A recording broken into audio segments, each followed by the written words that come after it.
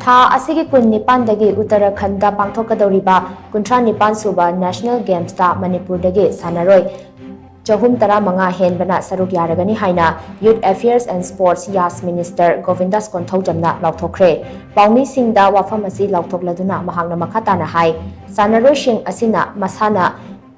kun humdoi romda changdam nagani pangthokadoriba kuntra nipan Suba National Games asida Manipurna soidana mai pakpa ngamgani haibagi achep thajaba ama thamli National Games asida saruk yagadaba Shanaroi Singhi traveling allowance ke senfam khudingmak Manipur lengakna puthokani yetnaba leidiba association singhi oinadi senfam asi Shanaroi Singhi masa masa gi account da direct benefit transfer ge khuthang da haplagani hainasu Minister Govindas Konthoujamna makhatana phungdokhi panba yabade hiram asiga mari leinana Sports Association kun humdoigi mihut singhi oiba mifam ama Minister Govindas Konthoujamna kaukibani adum oinamak shooting tennis weightlifting lawn ball amadi golf ki association singhi mihut singdi mifam aduda saruk yakide mifam aduda Shanaroi amadi association singna thengnariba khudong chadaba singhi matangda kupna khanakhibaga loinana National Games asida medal masing yamna purakpa ngamnaba lengakna pangba yaba mateng khudingmak panggani hainasu lengaki maikaidagi thajaba pikhi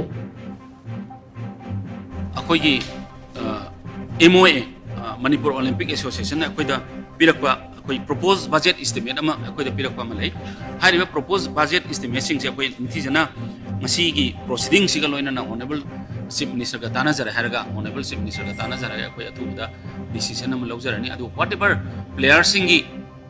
मोगी travel allowance हाजब तारे travel allowance पुना मुसिंग से असी की सिदी अखोई हयेंग सिदी 21st statehood day oibunina hangchitagi akoi DBT gi makha da players singi si association singda aduga ai chayin na balai ba association sing sigina akoi players sing sige magi account sida direct benefit transfer gi makha da akoi electronic amount sing si transfer tawba hojagani hena ai maya thamjage akoi punamak sing si players singi yai phanana bagi manipur gi maipak nam Orokliba ado Manipur gi sakpu Manipur gi state ki koi Manipuri haiba jati asibu sakta liba si koi